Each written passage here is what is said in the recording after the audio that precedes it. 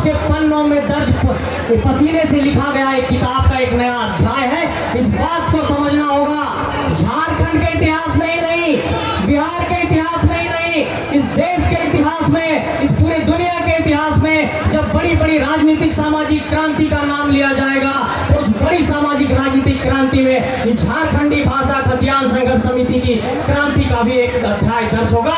यह मैं आपको विश्वास दिलाता हूं कि ये कोई साधारण आंदोलन नहीं है। पूरी दुनिया में आप लोगों ने देखा है, पूरे देश में आप लोगों ने देखा है कि जब भी कोई आंदोलन हुआ तो एक संगठित तरीके से बड़े संगठनों ने अंजाम दिया, लेकिन ये आंदोलन स्वतः स्फूर्त है, ये अपने आप फूटा हुआ एक आंदोलन है।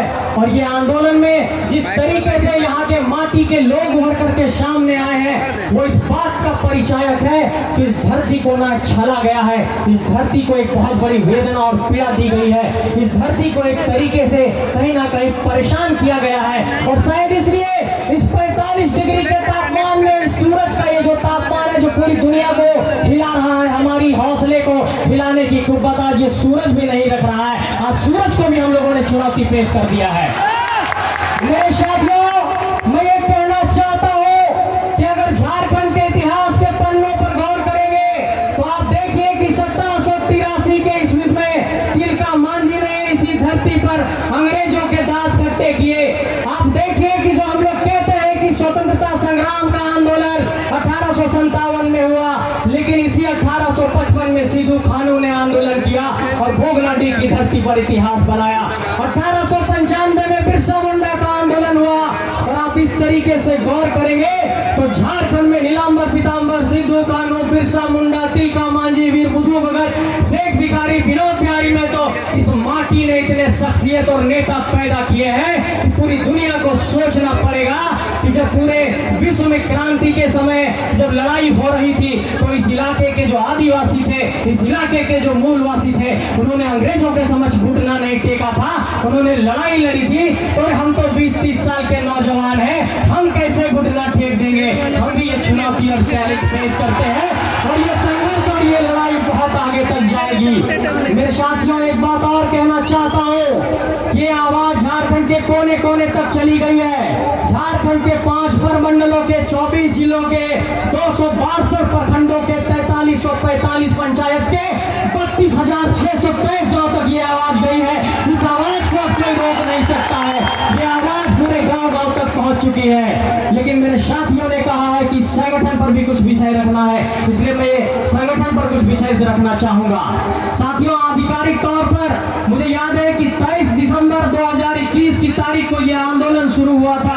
उस वक्त हम अपने रांची के कमरे में थे और उस वक्त भोजपुरी और मगही भाषा को लेकर के जो नोटिफिकेशन निकला था उसके ऊपर साथियों ने आंदोलन शुरू किया था और उसके बाद ये आंदोलन लगातार आगे बढ़ता गया। मैं ये कहना चाहता हूँ कि झारखंड के 81 विधानसभा, 14 लोकसभा क्षेत्र और 6 राज्यसभा के सीटों पर इसी झारखंडी माटी के बेटा और बेटी नेतृत्व करेंगे। ये संकल्प लेने का दिन आज की धरती पर इस विनोद बाबू की धरती पर है। और विनोद बाबू ने इसी मिट्टी से जब इतना बड़ा राजनीतिक दल बना दिया जो आज राजनीतिक सत्ता यहाँ पर संभाल रही है, उन्होंने कहा था कि पढ़ो और लड़ो। और इसलिए इस आंदोलन में आप गौर करिए कि चाहे हमारे जयराम भाई हैं, चाहे देवेंद्र भाई हैं, चाहे महेंद्र भाई हैं, चाहे मनोज भाई हैं, सब पढ़ने वाले लोग हैं, सब जेपीएससी की परीक्षाएं देने वाले लोग हैं, सब संविधान को पढ़ने वाले लोग हैं, कानून को पढ़ने वाले लोग हैं। तो ये आक्षेप भी कोई नहीं लगा सकता है कि हम साक्षात लोग आ गए हैं राजनीति करने के लिए, हम पढ़ने लिखने वाले लोग हैं। और ये चुनौती यहाँ पर विनोद धाम की धरती से झारखंड के गांव-गांव तक और तमाम राजनीतिक सत्ता को देना चाहते हैं कि ये बदलाव का एक नया इतिहास यहाँ से लिखा जाएगा। मेरे साथियों, एक बात और कहना चाहता हूँ कि लगातार हम लोग एक बात ये कहते हैं कि अगर झारखंड में नेतृत्व के मसले पर अगर आज हम गंभीर नहीं हुए तो हमारे समक्ष एक बहुत बड़ी चुनौती खड़ी हो जाएगी। वो इसलिए क्योंकि हमारे लोग नौकरशाही में नहीं है, हमारे लोग न्यायपालिका में नहीं है। एक उपाय बचता है विधायिका, जहां पर सांसद और विधायक बना करके भेज सकते हैं। उसमें भी आप गौर करिए कि कितने बार के लोगों ने कब्जा कर लिया है। अगर उदाहरण गिनाने बैठ जाएंगे तो सामने देखिए धनबाद के सांसद कहाँ के हैं, हजारीबाग के सांसद कहाँ के हैं, गोड्डा के सांसद कहाँ के हैं, चतरा के सांसद कहाँ के हैं, पलामू के सांसद कहाँ के हैं। ये हमारी माटी पर एक बहुत बड़ा सवाल है कि क्या हमारी राजनीतिक चेतना इतनी कुंद हो गई है सकते हैं। हम लोगों को आज ये संकल्प लेना होगा कि इसी बलियापुर की धरती से, इसी चौपारण की धरती से, इस बड़ी की धरती से, हजारीबाग की धरती से, इसी चौचासी की धरती से हम लोगों को लीडर निकालना होगा और अपनी माटी से लीडर निकाल करके इस मिट्टी को एक तरीके से नेतृत्व देने का काम करना पड़ेगा।